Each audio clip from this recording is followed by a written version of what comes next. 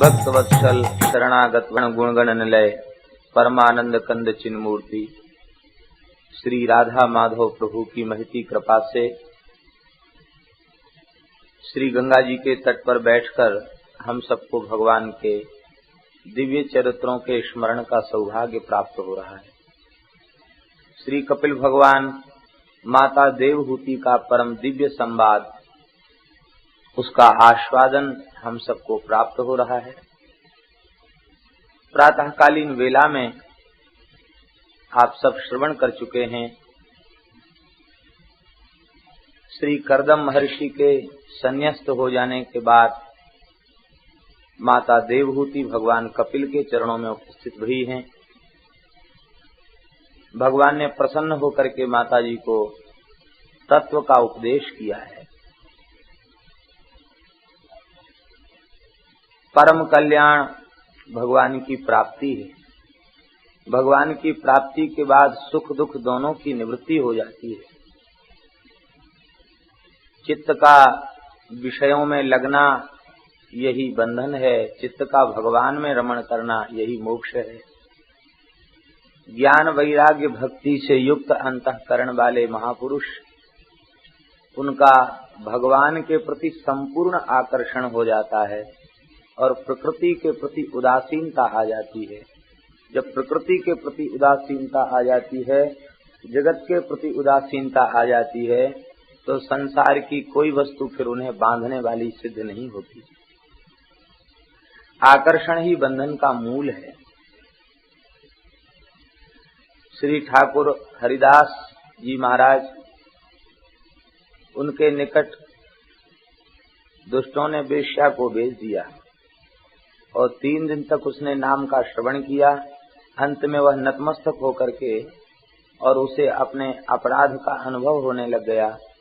आपने कृपा किया और कहा श्री कृष्ण तो पतित पावन है। उसको तुलसी की माला दे दी और कहा इसी झोपड़ी में रह के भजन करो। श्री गौड़ीय संप्रदाय में उसे हरिदासी का नाम दिया गया। हरिदासी बहुत उच्च कोटि की भक्ता वह हुई। कहने का तात्पर्य यह है कि भगवान के प्रति आकर्षण जिनका प्रकट हो जाता है, फिर कोई उन्हें अपनी ओर आकृष्ट नहीं कर पाता, वह नतमस्तक हो गए।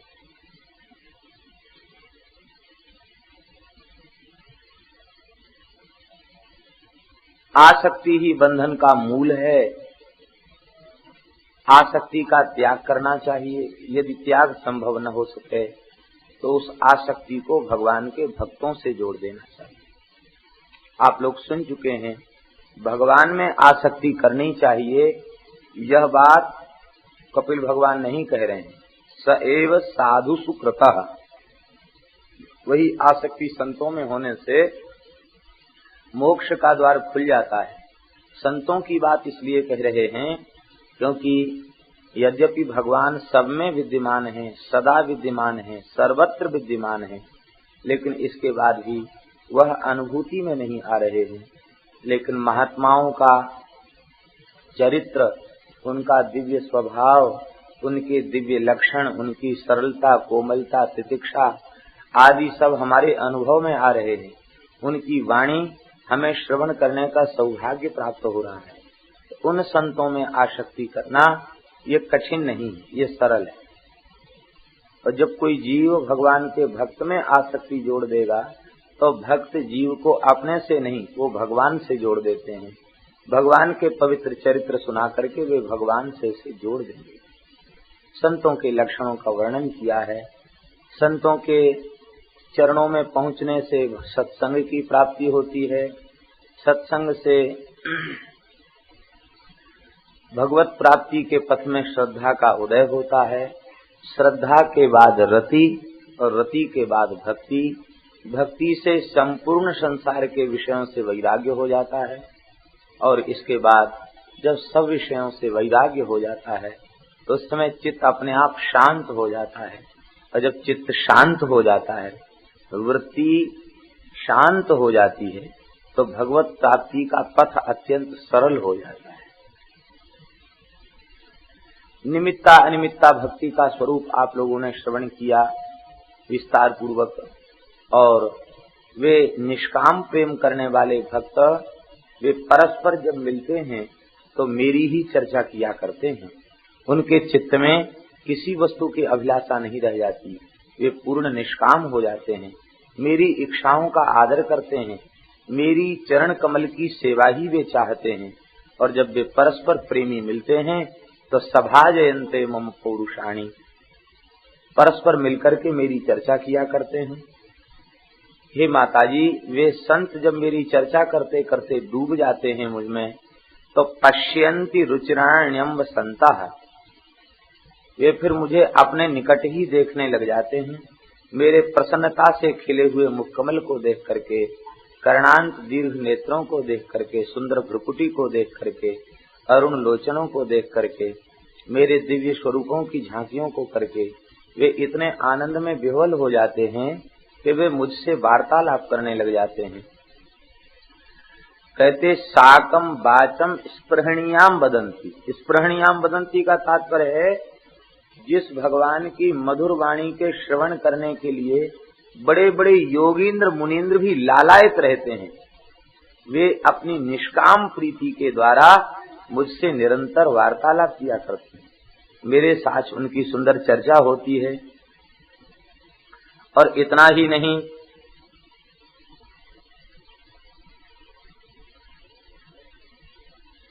सुंदर दर्शनीय श्री अंग, उदार हास विलास, मनोहर चितवन, सुमधुर वाणी से युक्त मेरे जो स्वरूप हैं, उनकी माधुरी में उनका मन, उनकी इंद्रियां फंस जाती हैं और ऐसी फंस जाती हैं कि उस प्रेमी के समक्ष परम पद भी, मोक्ष भी अणु के जैसा हो जाता है।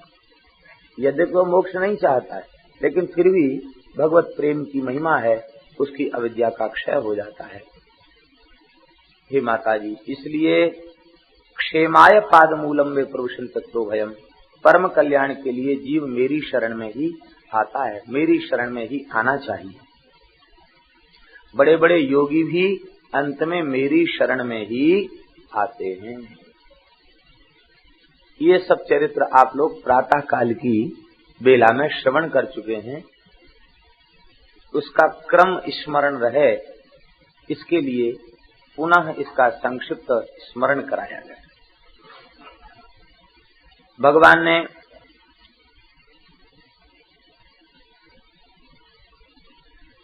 इस जगत का भेद बताया। तो देखो माताजी, ज्ञानम निःश्रेयसार्थाय पुरुषस्यात्म दर्शनम यदाहुरु वर्णये तत्ते हृदय ग्रंथि भेदनम। आपने स्वरूप का बोध, इसी को कहते हैं ज्ञान। यही ज्ञान पुरुष के मोक्ष का कारण बनता है, ऐसा पंडित जन कहते हैं। और उसी ज्ञान का अब मैं तुम्हें वर्णन करता हूं। यह हृदय की अविद्या की गांठ को छिन्न भिन्न करने वाला है। भगवान अपनी इच्छा से माया को स्वीकार करते हैं और वह भगवान कर्तृत्वाभिमान से रहित, अकर्ता होते हुए भी कर्ता बन जाते हैं। और आनंद स्वरूप परमात्मा वह संपूर्ण जगत में लीला विलास करते हैं।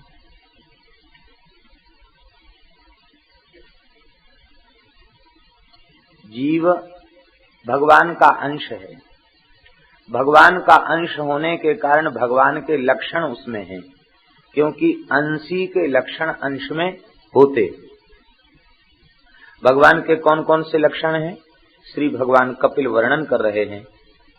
भगवान कर्तृत्वाभिमान से रहित हैं, इसलिए कर्ता होते हुए भी अकर्ता हैं। स्वाधीन हैं, सर्वतंत्र स्वतंत्र हैं, साक्षी हैं और आनंद स्वरूप हैं।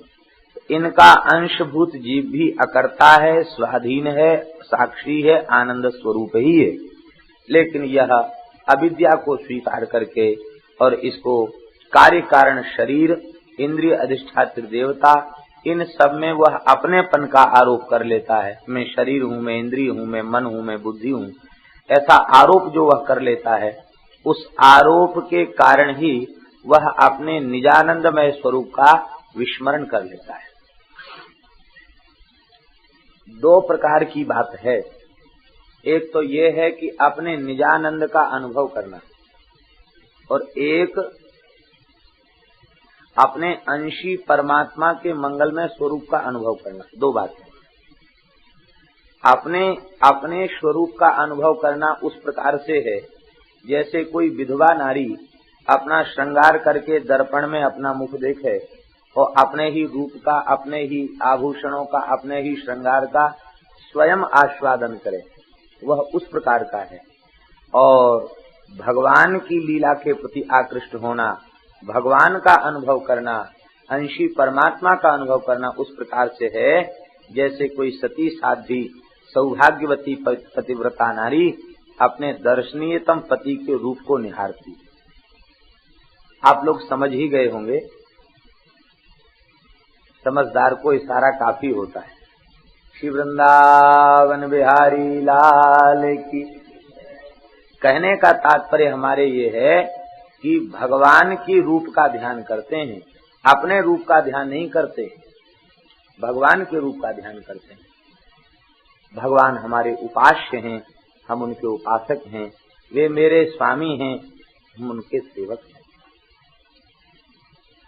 सार बात एक ही है, महापुरुषों ने बताई है, यह अभिमान जाए जन भोरे, मैं सेवक रघुपति पति मोरे। मैं सेवक हूँ, भगवान हमारे स्वामी।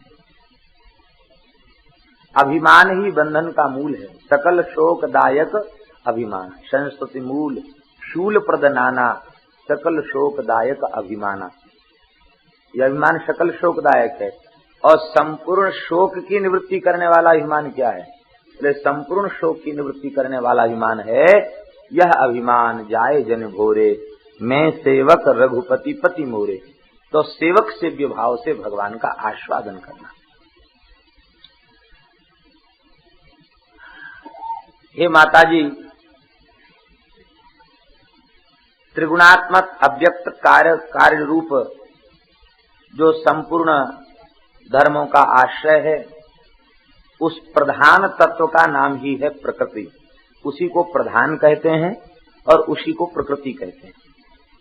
पंच महाभूत, पंच तन्मात्रा और पंच तन्मात्रा और चार अंतःकरण। पंच तन्मात्रा का मतलब रूप रसगंध शब्द स्पर्श, ये पंच तन्मात्रा। और चार अंतःकरण अर्थात मन बुद्धि चित्त और अहंकार। और पंच ज्ञानेन्द्रिय और पंच कर्मेंद्रिय, ये हुए 10। इनको मिलाकर कुल संख्या होती है 24। इन 24 तत्वों के समूह को विद्वान लोग प्रकृति का कार्य करते हैं। पंचभिर ब्रह्म चतुर्भिर 10 तथा एतत् चतुर्विंशतिकम गणम प्राधानिकम विदुः। इसी को प्राधानिक गण कहा गया, इसी को प्रकृति का कार्य कहा गया। यह शरीर इन 24 तत्वों से बना हुआ है। इन तत्वों के पृथक पृथक विचार को क्यों किया गया, इसका बहुत सुंदर विवेचन इस प्रकरण में है सांख्य का।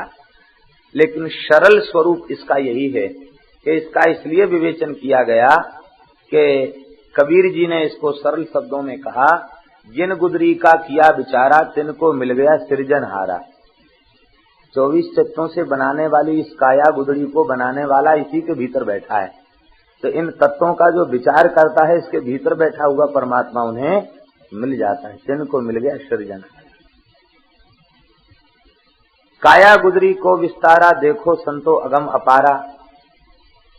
क्या में जीव ब्रह्म अरु माया समर्थ ऐसा खेल बनाया। समर्थ परमात्मा ने ऐसा खेल बनाया, किसी काया गुदड़ी में जीव ब्रह्म और माया तीनों हैं।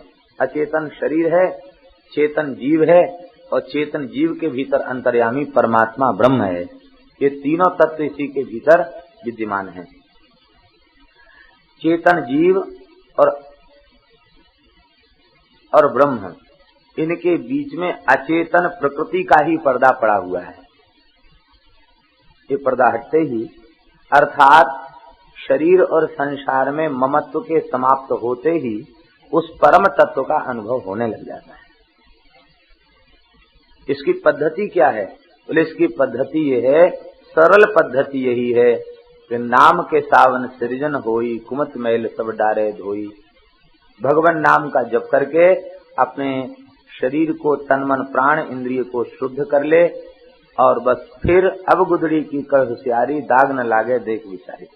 अब होशियारी ये करना है कि उसमें दाग न लगे। तो नित्य सत्संग और भगवान नाम का आश्रय, ये जब निरंतर और नित्य होता है तो फिर दाग लगता नहीं है। यही इसकी पद्धति है। इसको विस्तार पूर्वक श्री कपिल भगवान ने वर्णन किया है और कहा कि देखो, इन्हीं तत्वों से विराट ब्रह्मांड का निर्माण हुआ और अनंत काल तक एक कारण और जल में वह पड़ा रहा, लेकिन उसमें चेतना नहीं आई। नोद तिष्ठत तदा विराट, नोद तिष्ठत तदा विराट, विराट खड़ा नहीं हुआ। अंत में जब भगवान ने इसके भीतर अंतर्यामी रूप से प्रवेश किया तो यह सलिला दुदुतिष्ठत, यह जल से उठ करके खड़ा हो गया। यह शरीर, इसमें जो चेतना दिख रही है, ये चेतना भगवान की चेतना है। प्रकृतिस्थेपि पुरुषो नाज्यते प्राकृतैर गुणैः अविकारात् अकृतत्वात् निर्गुणत्वात् जलार्कवत्। ये प्रकृति पुरुष के विवेक से मोक्ष क्या है? कहते जब यह जीव यह समझ लेता है कि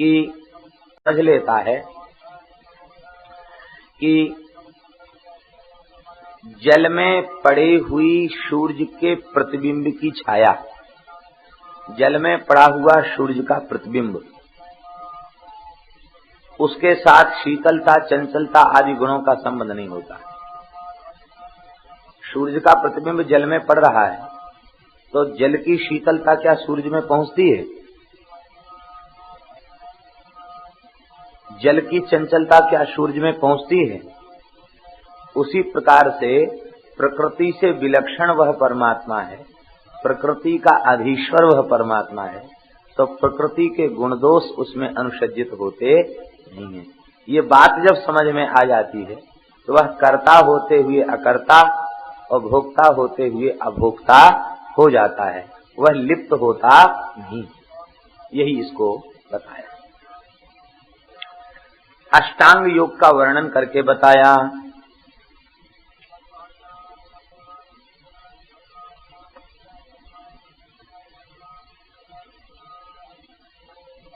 आज योग के प्रति सभी लोगों का आकर्षण है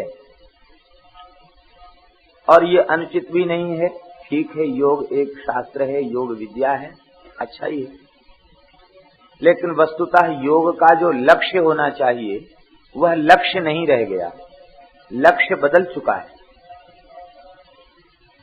सब लोग योग के प्रति आकृष्ट हैं, योग के ग्रंथ भी बहुत बिकते हैं और योग के केंद्र भी बहुत खुले हुए हैं और योग के प्रति लोगों का आकर्षण भी है।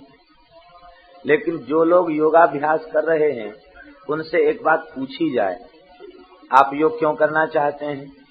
तो वे उत्तर देंगे कि हम बहुत बीमार रहते हैं, अस्वस्थ रहते हैं, तो स्वस्थ होने के लिए, स्वस्थ बनने के लिए योगाभ्यास करते हैं। यही बात है कि नहीं? ज्यादा भीड़ इकट्ठी इसलिए हो रही है कि लोग बीमार हैं, स्वस्थ होना चाहते हैं योग के द्वारा। तो अब उनसे पूछा जाए कि योग के द्वारा स्वस्थ होकर फिर आप क्या करना चाहते हैं? भजन करना चाहते हैं कि संसार को भोगना चाहते हैं? तो झूठ बोलें तब तो नहीं कुछ कहा जा सकता है, लेकिन यदि सत्य बात वे स्वीकार करें तो यही होगा कि इतने दिन तक संसार को भोगने के बाद भी तृप्ति नहीं भई है, इसलिए ज्यादा स्वस्थ होकर ज्यादा दिन तक संसार को भोगना चाहते हैं। तो योग का लक्ष्य भगवान होना चाहिए कि भोग होना चाहिए? भगवान होना चाहिए।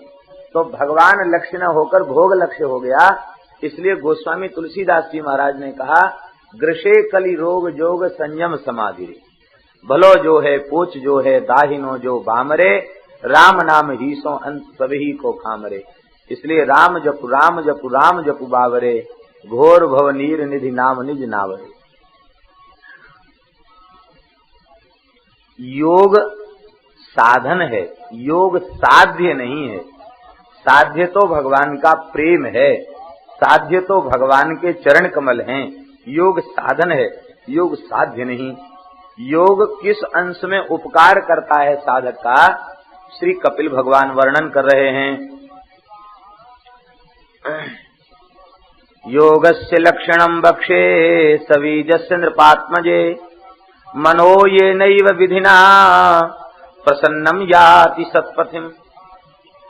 जिस विधि से मन प्रसन्न होकर के भगवत प्राप्ति के पथ की ओर अग्रसर हो जाए, बस यही योग का लक्षण है। चित्त शुद्ध होकर प्रसन्न होकर भगवान में लग जाए, यही योग का फल।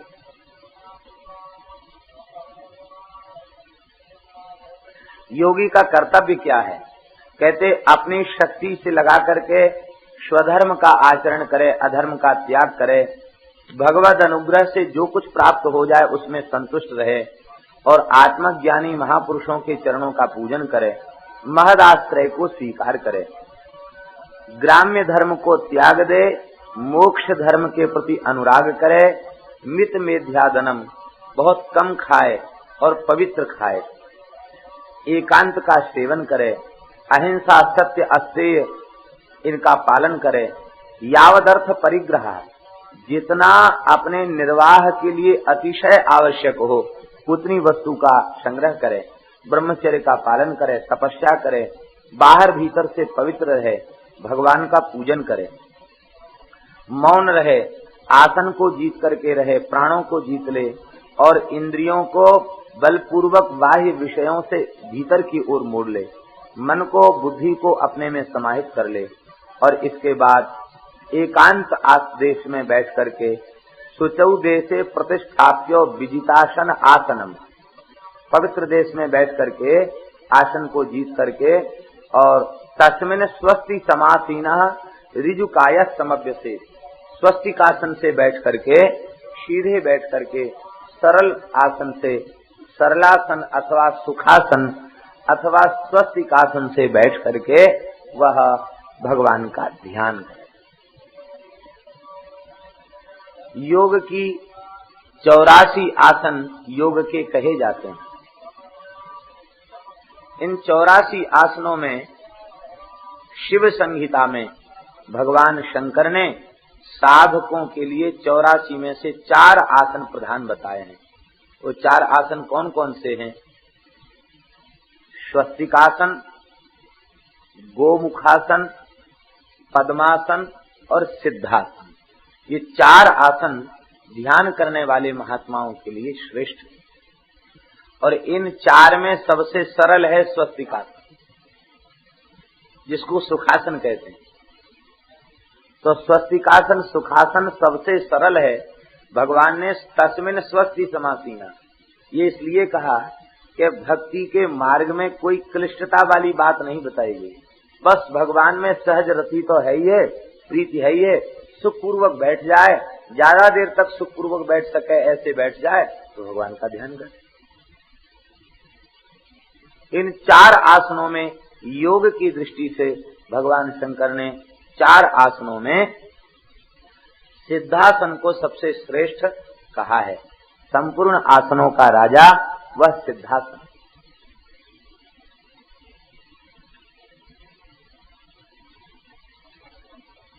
गोमुखासन भी बहुत श्रेष्ठ आसन है। यह सब दिव्य आसन कहे गए,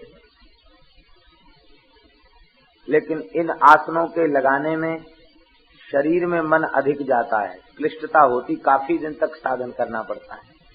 और सुखासन ये ठीक है, साधन के लिए इसमें कठिनाई नहीं है, सुखपूर्वक बैठ करके अभ्यास करें। कम से कम 3 घंटे तक एक आसन से बैठ सके ऐसा अभ्यास अवश्य ही करना चाहिए। जो ध्यान करने वाले लोग हैं अथवा जो जप करने वाले लोग हैं उनको कम से कम 3 घंटे 4 घंटे एक साथ एक जैसे जैसे बैठ गए वैसे बैठे रहें, ऐसा अभ्यास करें, क्योंकि इसके बिना मन स्थिर नहीं होगा। 1 घंटे में 10 तरह के आसन बदलेंगे तो चित्त की वृत्ति स्थिर कहाँ से रह पाएगी, तो ध्यान जनित सुख प्राप्त नहीं हो सकेगा। इसलिए आसन को जीतना आवश्यक है।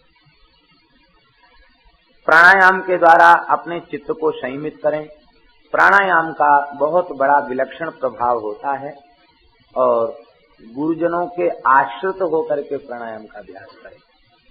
कोई भी क्रिया स्वतंत्र रूप से नहीं करनी चाहिए, पुस्तक में पढ़े और करने लग गए, ऐसा नहीं।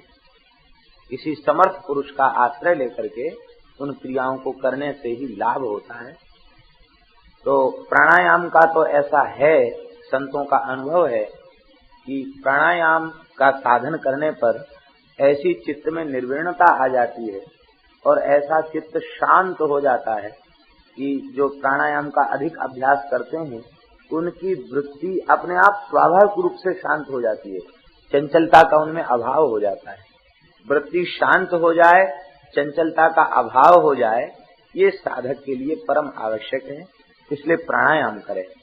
श्री कपिल भगवान कह रहे हैं कि चित्त चंचल चित्त स्थिर हो जाएगा प्राणायाम करने से।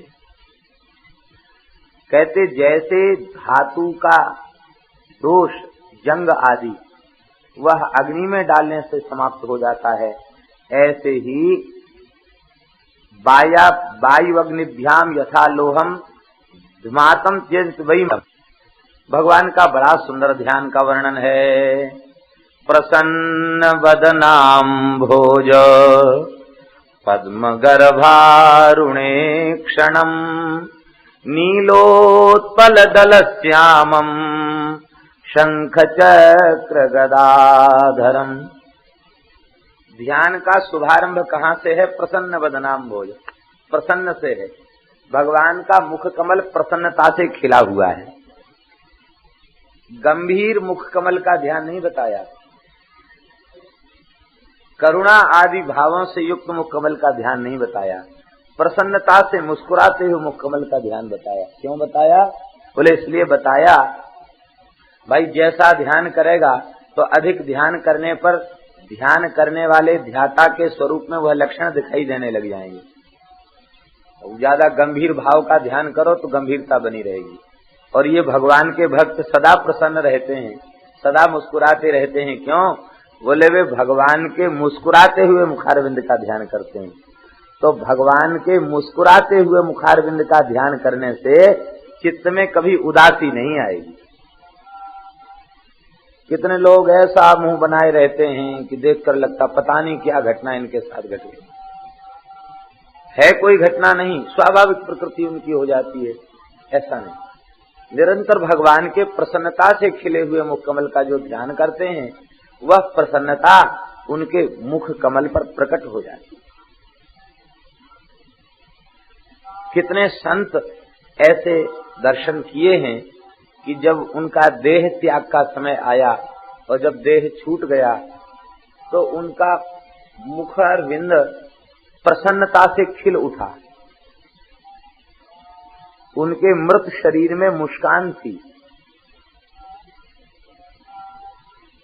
कई संतों का ऐसे दर्शन किया। एक हरिराम बाबा संत थे, बड़े उच्च कोटि के महात्मा, बड़े प्रेमी संत थे। भगवान नाम का बड़ा जप किया था, भगवत साक्षात्कार उन्हें प्राप्त हुआ है। जिस दिन शरीर पूरा होना है उस दिन दास को सेवा का अवसर मिला, स्नान आदि कराया उनको। तो कुछ नाराज भी होते थे, गाली भी देते थे, और वो सब उनकी बाहरी क्रिया इसीलिए थी कि लोग हमसे दूर रहें। और वैसे बहुत अच्छे संत। पूछा उनसे कि महाराज आप गाली क्यों नहीं दे रहे हैं आज? हमने पूछा महाराज आप गाली क्यों नहीं दे रहे हैं? रोज तो गाली देते थे, आज नहीं दे रहे। तो कहते बच्चा आज क्या कहें, आज तो हमको बैकुंठ जाना है, आज शरीर पूरा हो जाएगा, आज हम भगवत धाम जाएंगे। तो उनसे कहा महाराज हम लोगों से अपराध बना हो तो क्षमा कर देना। तो रोने लग गए। कोई अपराध नहीं बना, बहुत सेवा किया है, सबको भगवान कृपा करें, सबके वो भगवान का प्रेम मिले, बहुत गदगद हो। बाबा शरीर पूरा होने लग जाए तो हमको बता देना। कहते बच्चा हमारा जब शरीर छूटेगा तो हमको भी पता नहीं चलेगा कि हमारा शरीर छूट रहा है। और उसी रात को उनका शरीर छूटा और जब प्रातः काल उनके शरीर का दर्शन किया तो जैसे हम बैठे हैं इस मुद्रा में वो बैठे थे और प्रसन्नता से मुख खिला हुआ। मुस्कान, आंख बंद करके मुस्कुरा रहे हैं। विश्वास ही नहीं हुआ कि इनका शरीर पूरा हुआ, लगता ध्यान कर रहे हैं। जब शरीर का स्पर्श किया तब पता चला कि शरीर छूट चुका है। यमुना जी में हम लोग संस्कार करने उनको ले गए, तो वो जो संतों के जीवन की बातें हैं वो इन ग्रंथों को देखने से तब पता चलता। प्रसन्न बदनाम भोज, ये प्रसन्न, मृत्यु के समय तो कष्ट होता है और कष्ट में मुखाकृति विकृत हो जानी चाहिए, लेकिन मृत्यु के काल में भी मुख प्रसन्न है। क्यों? बोले प्रसन्नता से खिले हुए ठाकुर जी सामने आ गए, बस उनके रूप का दर्शन करते करते शरीर छोड़ दिया, तो वो जो मुस्कान, जो प्रसन्नता है वो शरीर पर झलकने लग जाती है। प्रसन्न बदनाम भोज, प्रसन्नता से खिले हुए मुख कमल का ध्यान करे। भगवान के कर्णांत दीर्घ कमल दल के समान विशाल नेत्र हैं, नील कमल के समान श्री अंग की शोभा है, शंख चक्र गदा पद्म धारण किए हुए हैं, पीतांबर धारण किए हुए हैं, सुंदर बनमाला है। इस प्रकार से भगवान के सुंदर चतुर्भुज स्वरूप का ध्यान बताया। सबसे पहले भगवान के चरण कमल का ध्यान करे। संचिन्तयेद् भगवत चरणारविन्दम् वज्रांकुशध्वज सरोरुहलाञ्छनाढ्यम् उत्तुंग रक्त विलसन्नख चक्रबाल ज्योत्स्नाभिराहत महद्रदयान्धकारम्। सबसे पहले भगवान के सुंदर लाल लाल अरुणारे चरण कमल का ध्यान करें। सम्यक प्रकार से ध्यान करें। भगवान के सुंदर श्री युगल चरण में 4 चिन्हों का ध्यान करें। कौन कौन? वज्र, अंकुश, ध्वजा और कमल। इन 4 चिन्हों का भगवान के चरण में ध्यान करें। यद्यपि भगवान के श्री चरण में 48 चिन्ह सुशोभित हैं, लेकिन यहाँ 48 चिन्ह न बताकर केवल 4 चिन्हों को गिनाया। 4 चिन्हों को इसलिए गिनाया कि मान लो 48 चिन्हों के ध्यान में कुछ कठिनाई दिखाई पड़े तो कपिल भगवान ने सरल से सरल कर दिया मार्ग। बोले 48 चिन्हों का ध्यान न बन सके तो कम से कम 4 चिन्हों का ध्यान तो अवश्य ही करना चाहिए।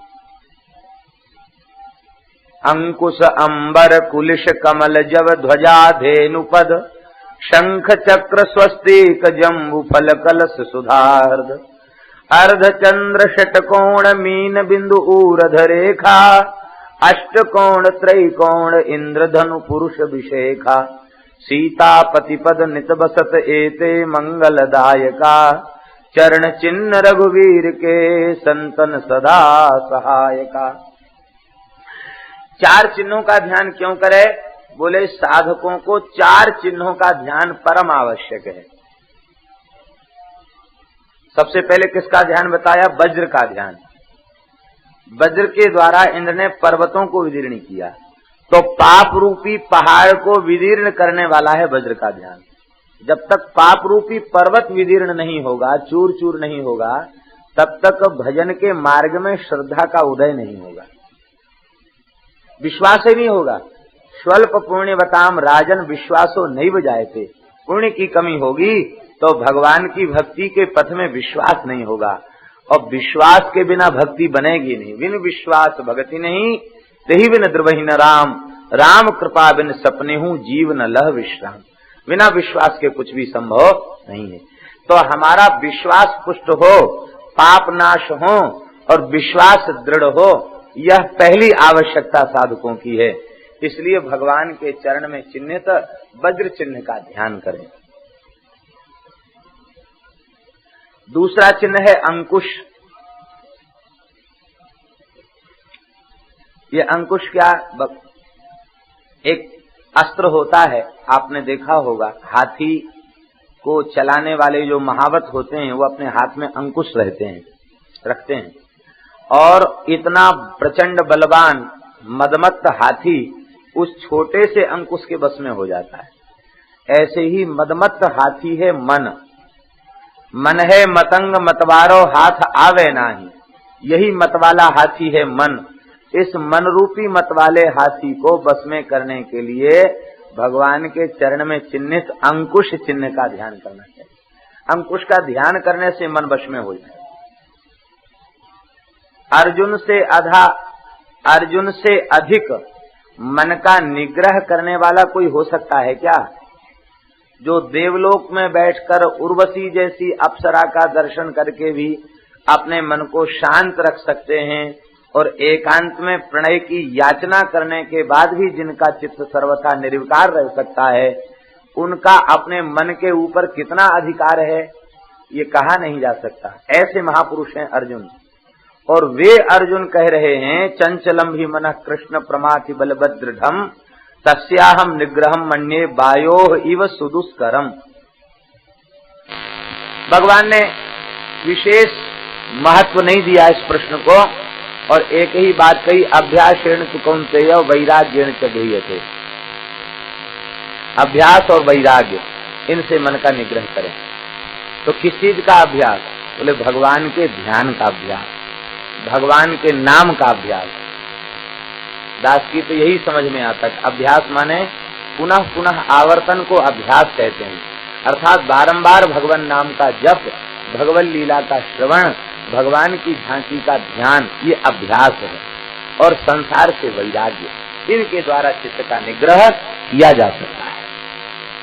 तो जब मन उथल पुथल मन में मचने लग जाए तो तुरंत शांत होकर भगवान के चरण कमल में चिन्हित अंकुश का ध्यान करने से सद्यः मन शांत हो जाता है।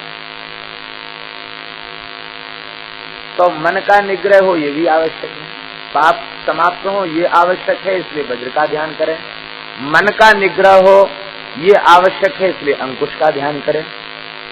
तीसरा चिन्ह है ध्वजा। ध्वजा का ध्यान करने से निर्भयता आती है, क्योंकि एक विशेष बात है वो ये है कि कई बार भगवान के भजन में लगे रहने वाले साधक भी कई बार अत्यंत निराश हो जाते हैं, उदास हो जाते हैं, दुखी हो जाते हैं और फिर ये सोचने लगते हैं कि वस्तुतः अभी मैं कृतार्थ नहीं हुआ। जबकि होना ये चाहिए कि एक भी नाम ले लिया गया है तो कृतार्थता का अनुभव होना चाहिए। एक बार भी कह दिया गया कि मैं भगवान का हूं तो अब मैं कृतार्थ हो गया, यह अनुभव होना चाहिए। लेकिन वह बहुत कुछ करने के बाद भी कृतार्थता का अनुभव नहीं कर पाता। मैं कृतकृत्य हो गया, कृतार्थ हो गया, यह अनुभव वह नहीं कर पाता और चित्त में उसके बेचैनी मचने लग जाती है। इस बेचैनी को दूर करने का उपाय क्या है? बोले भगवान के चरण कमल का ध्यान करते समय ध्वजा के ध्यान में अपने चित्त को स्थिर कर दे। ध्वजा का ध्यान करने से वो जो दुख, अवसाद, विषाद के जो भाव हैं, भय, उद्वेग आदि के जो भाव हैं, वे समाप्त हो जाएंगे और निर्भयता प्राप्त होगी। सैनिकों का उत्साह तब तक कम नहीं होता जब तक उनकी सेना का ध्वज झुके नहीं। ध्वज सही सलामत बना रहे तो सैनिकों के लड़ने का उत्साह कम होता नहीं है। ऐसे ही अविद्या माया से लड़ने में साधक का उत्साह कम नहीं होता जब ध्वजा का दर्शन उसे होता, और अधिक उसका उत्साह बढ़ता चला जाता है। इसलिए ध्वजा का ध्यान। चौथा चिन्ह है कमल। कमल में भगवती लक्ष्मी विराजमान है। भगवान के चरण कमल रूपी चिन्ह में कौन विराजमान है? बोले प्रेम रूपी संपत्ति की अधिष्ठात्री भक्ति महारानी चरण कमल चिन्ह में विराजमान है। तो कमल चिन्ह का ध्यान करने पर प्रेम रूपी संपत्ति की अधिष्ठात्री भक्ति महारानी कृपा करती हैं और प्रेम रूपी संपत्ति उसे प्राप्त होती है। तो सबका फल है प्रेम की प्राप्ति, प्रेम रूपी संपत्ति की प्राप्ति। तो भक्ति निधि जोरीवे को कंज मन ल्याइए। प्रियादास जी महाराज इस संबंध में भाव देते हैं, भक्ति निधि जोरीवे को कंज मन ल्याइए। प्रेम लक्षणा रसरूपा भक्ति रूपी संपत्ति को इकट्ठा करने के लिए भगवान के चरण कमल में चिन्हित कमल चिन्ह का ध्यान करना चाहिए। और भी ध्यान है, ये चार तो मुख्य हैं। यव का ध्यान है। जव का ध्यान करने से मंगल की प्राप्ति होती है, और षटकोण, अष्टकोण, त्रैकोण इनका ध्यान करने से अविद्या के ऊपर, काम क्रोध आदि विकारों के ऊपर विजय प्राप्त होती है। और ये विषय रूपी भुजंग को नियंत्रित करने के लिए तरह तरह के यंत्र और कोण भगवान के चरण में बने। ये 5 फण वाला विषय रूपी विषधर, जिसके 5 फण हैं, रूप, रसगंध, शब्द, स्पर्श, जब ये डस लेता है तो कड़ुए भोग मीठे लगने लग जाते हैं।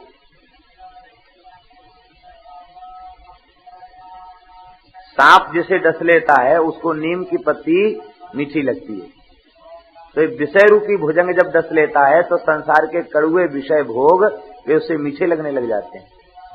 तो इनसे बचाने के लिए अष्टकोण, त्रैकोण, ये सब काम रूपी कटक को समूल नष्ट करने के लिए इंद्रधनुष है। इंद्रधनुष मीन का चिन्ह, वशीकरण करने के लिए, अपने प्रियतम को वश में करने के लिए मीन का चिन्ह है। अर्धचंद्र का चिन्ह इसलिए है, जैसे अर्धचंद्र, पूर्ण चंद्र नहीं, अर्धचंद्र। अर्धचंद्र का मतलब बढ़ने वाला चंद्रमा। तो हमारा भाव रूपी चंद्र निरंतर बढ़ता रहे, घटे नहीं। तो जब भाव में न्यूनता आने लग जाए तो अर्धचंद्र का ध्यान करें तो भाव बढ़ने लग जाए।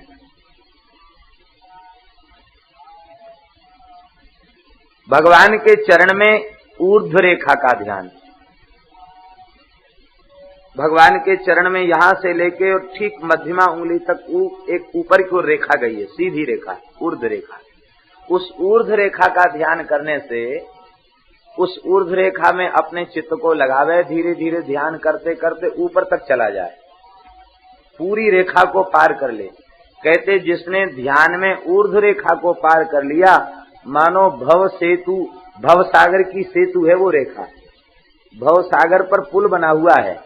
एक पुल राम जी ने बनाया था, विभीषण के आग्रह पर उसे तोड़ दिया, लेकिन एक पुल ऐसा है जिसको भगवान कभी तोड़ते नहीं है, वो सदा सर्वदा भगवान के चरण कमल में विराजमान है, वो है ऊर्ध्व रेखा।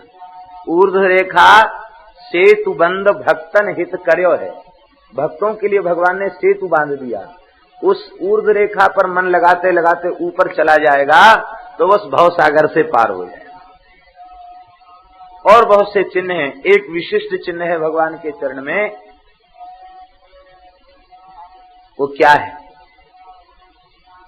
पुरुष विशेषा, एक पुरुष की आकृति है, एक मनुष्य की आकृति भगवान के चरण में बनी है।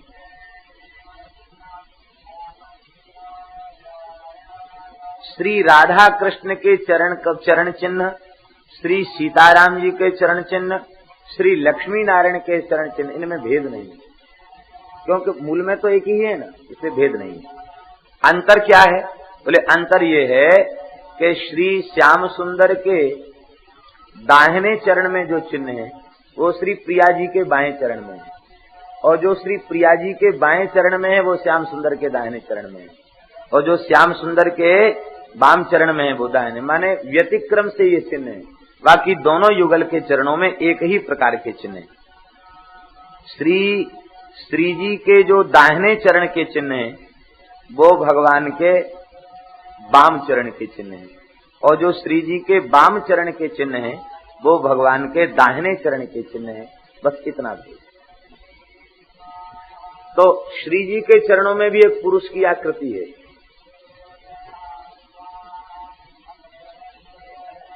और ठाकुर जी के चरण में भी एक पुरुष की आकृति है। वो आकृति कैसी बनी है आप लोग तो जानते हैं। आसनों में एक आसन होता शवासन, मुर्दे के जैसे एकदम सीधे, अंग प्रत्यंग शिथिल करके सीधे लेट जाना, शवासन। शवासन तो शवासन जैसी आकृति बनी हुई है। शवासन सब ओर से सीधा होता है, तो भगवान ने वो सीधा साधा पुरुष अपने चरण में रखा है। इसका तात्पर्य है भगवान ध्यान करने वालों को ये प्रेरणा देते हैं कि सूधो मन सूधी बैन सूधी करतूत सब, मन भी सीधा हो, वाणी भी सीधी हो, बुद्धि में भी छल कपट न हो। ऐसा सीधा साधा सज्जन भक्त, उसे मैं भव चक्र में भटकने नहीं देता, उसे तो चरण में रख लेता हूँ। देखो ये सीधा साधा हमारे चरण में है। दूसरा भाव उस पुरुष के चिन्ह से भगवान ये देखते हैं कि हे संसार के मनुष्यों, तुम्हारा अंतिम आश्रय हमारे चरण कमल ही है। जब तक यहाँ आश्रय नहीं मिलेगा तब तक भटकते रहोगे, इसलिए मेरे चरण में आ जाओ। मेरे चरण में आने पर ही स्थिरता मिलेगी। पुरुष विशेषकर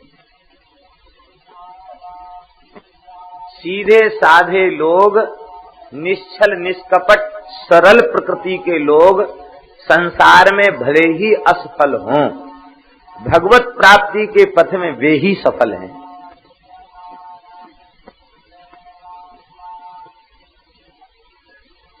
सरलता के संबंध में संतों ने कहा है कि जब जीव का अंतिम जन्म होता है तो संपूर्ण सरलता आ जाती है उसमें, और जब तक उसके अनेक जन्मों के संस्कार शेष हैं तब तक वो चाहे जो कुछ साधन करे उसमें बहुत चतुराई, बहुत छल, बहुत कपट भरा रहेगा। और जब अंतिम जन्म होने को होगा तो पूरी सरलता आ जाएगी। पूरी सरलता जब आ जाती है तो उसको कोई ठगने लग जाए तो उसे पता ही नहीं चलेगा हमको कोई ठग रहा है। कई महापुरुषों को ऐसा लोग करते हैं, उनके पास जाकर बढ़िया बढ़िया बात सुनाएंगे, हमको ऐसा होता, हमको ऐसा होता, हमको ऐसा होता। वे इतने सरल होते हैं कि ये नहीं देखते कि इस व्यक्ति का व्यक्तित्व क्या है, इसकी वृत्ति क्या है, इसका स्वरूप क्या है। वो कहेगा, वो एकदम विश्वास करके गदगद हो जाएंगे, कहेंगे वाह धन्य है, आप तो बड़े महान हैं, आपकी ऐसी महिमा है। झूठे भी कोई कुछ कह दे तो वो स्वीकार कर लेगा। क्यों? ये उनकी संपूर्ण सरलता है। और संपूर्ण सरलता तब आती है जब अंतिम जन्म होता है। इस बात को श्री उड़िया बाबा ने भी स्वीकार किया है और श्री रामकृष्ण परमहंस देव जी ने भी इस बात को स्वीकार किया है, और भी कई संतों ने इस बात को स्वीकार किया है कि अंतिम जन्म जब होने को होता है तो संपूर्ण सरलता आ जाती है। संपूर्ण सरलता आने पर उन्हें संसार की कोई सुध बुध नहीं रहती। बहुत सीधे सरल, कपट, छिपाव और दुराव उनके भीतर नहीं रह जाता। एक महात्मा थे, बहुत भजन करते, इतने सरल कि जैसे 3-4 वर्ष का बालक हो, बहुत सरल। तो ऐसे भजन में लगे रहने वाले थे कि संसार की किसी वस्तु का उन्हें ज्ञान नहीं था, किसी वस्तु।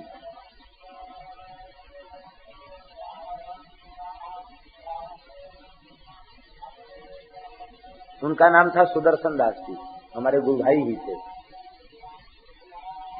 निरंतर भजन करने वाले। इतने सरलता उनको प्राप्त हो गई। मथुरा में एक मंदिर है, सत्यनारायण मंदिर, वहां रहते थे। तो एक भगत आया, ठग आया कोई मंदिर में, चोर, और एक लोटा में 5 पैसा, 10 पैसा, 20 पैसा, 25 पैसा भर के लाया। वो इतने सरल थे कि उनको रुपया का भी ज्ञान, कोई ज्ञान ही नहीं था संसार का, भजन को छोड़ के दूसरा ज्ञान नहीं था।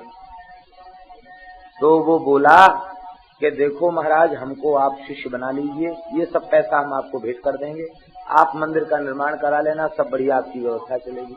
ये इतने सीधे थे कि वो ये नहीं समझते थे कि इतना पैसा, इसका क्या महत्व है। तो मन में सोचने लगे कि हमारे गुरु महाराज को मंदिर की व्यवस्था में कुछ खर्च करना पड़ता है, तो क्यों ना हम इसको शिष्य बना के ले लें। तब उनकी याद आई कि गुरुजी ने तो आज्ञा दिया नहीं, तो बिना गुरुजी की आज्ञा कोई काम करना नहीं चाहिए।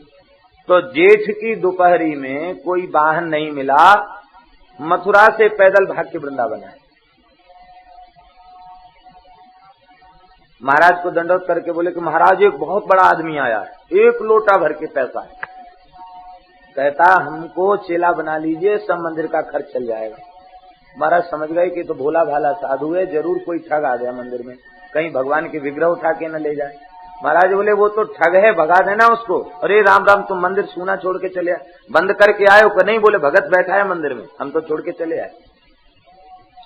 अब देखो भगवान की लीला, प्रत्यक्ष लीला क्या हुई कि उस चोर ने प्रयत्न किया वस्तुओं को उठाने का,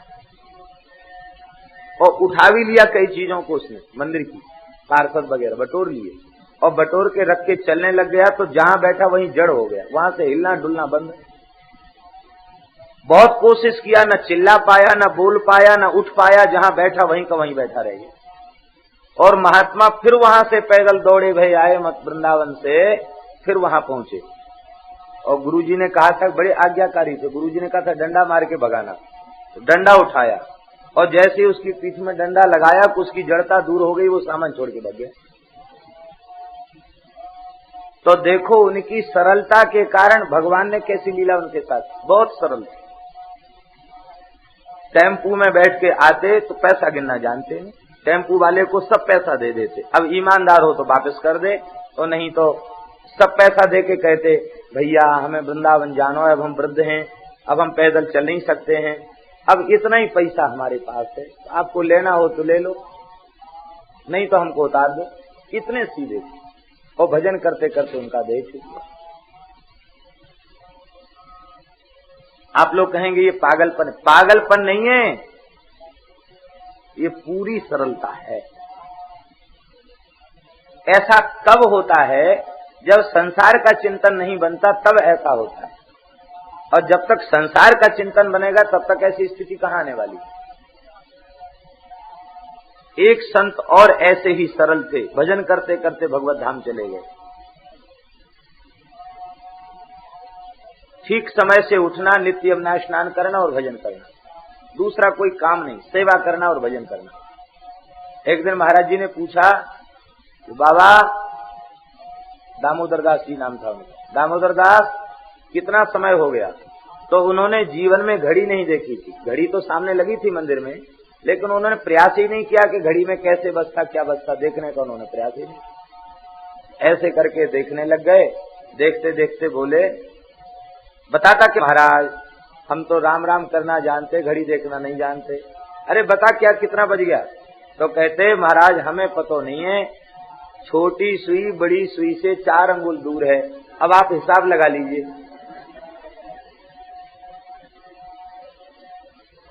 छोटी सुई बड़ी सुई से 4 अंगुल दूर है, अब आप हिसाब लगा लीजिए कितना बज गया। हम तो राम राम करना जानते और कुछ जानते नहीं। महाराज को डांट रहे थे महाराज जी हंसने लग गए, उनका गुस्सा भी खत्म हो गया। और वे महात्मा स्नान करके आए, हाथ में माला लेके बैठे, तिलक धारण करके, और बस भजन करते करते भगवत धाम चले गए। तो ये उदाहरण इसलिए दे रहे हैं कि ये घटित उदाहरण है, ज्यादा दिन पुराने उदाहरण नहीं है। कहने का तात्पर्य इस तरह का जो सरल भाव जिनमें होता है उनका भजन बनता है। इसलिए सरल हो जाओ, सरल हो जाओ, एकदम सरल हो जाओ। छिपाव दुराव क्यों करना, किससे करना? श्री ठाकुर जी से कोई बात छिपी हुई है क्या? और भगवान सबके हृदय में अंतर्यामी रूप से विराजमान है, तो छल किसके साथ करना, कपट किसके साथ करना, छिपाव दुराव किसके साथ करना? एकदम सरल हो जाए। कोई हमें ठग ले, बहुत अच्छी बात, हम किसी दूसरे को न ठगें। सरलता से हमारा कोई घाटा भी हो जाए तो घाटा क्या होगा? संसार का घाटा होगा। और संसार का घाटा तो नाशवान संसार है ही है, वो घाटा बाद में भी होना ही था, पहले हो गया तो क्या अंतर आया? लेकिन भजन के मार्ग में यदि कोई घाटा हो गया तो वो तो बहुत भयंकर घाटा है, उससे बड़ा कोई घाटा नहीं। इसलिए एकदम सरल बन जाए।